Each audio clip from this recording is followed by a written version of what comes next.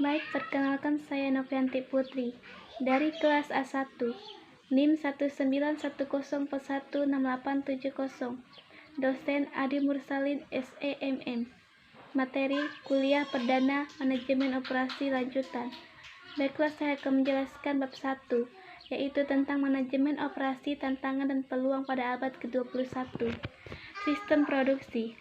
Pada masa lalu, pengertian produksi hanya dikaitkan dengan unit usaha fabrikasi, yaitu yang menghasilkan barang-barang nyata seperti mobil, perabotan, semen.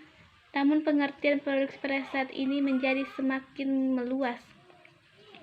Produksi sering diartikan sebagai aktivitas yang ditujukan untuk meningkatkan nilai masuk atau input menjadi keluar atau output. Dengan demikian, maka kegiatan usaha jasa seperti dijumpai pada perusahaan angkutan, asuransi, bank, pos, telekomunikasi, dan sebagainya.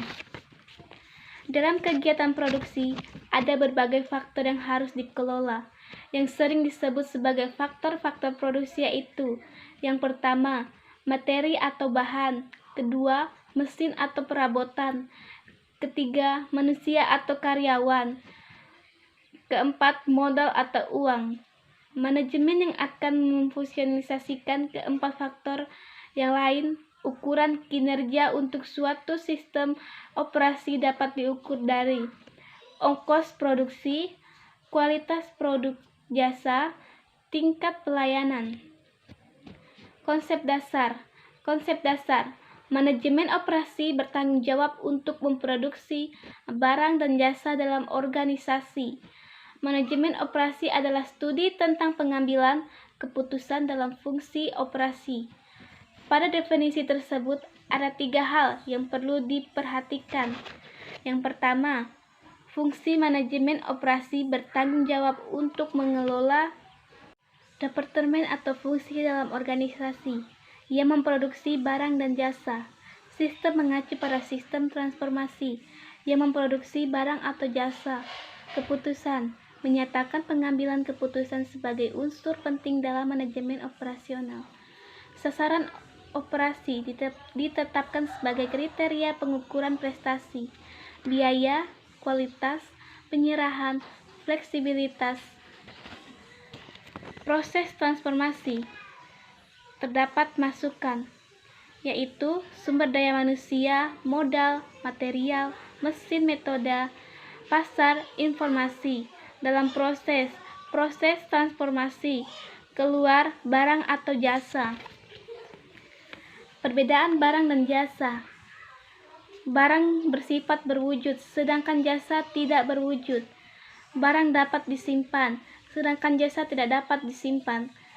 Barang bersifat proses mesin, sedangkan jasa proses manusia.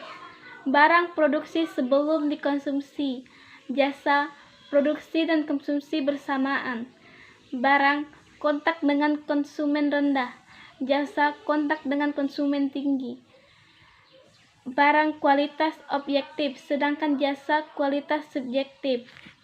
Faktor-faktor produksi, yaitu alam, tenaga kerja, modal, teknologi. Tujuan manajemen produksi adalah memproduksi atau mengukur produksi barang-barang dan jasa-jasa dalam jumlah, kualitas, harga, waktu, serta tempat tertentu sesuai kebutuhan. Manajemen operasi dalam electronic business.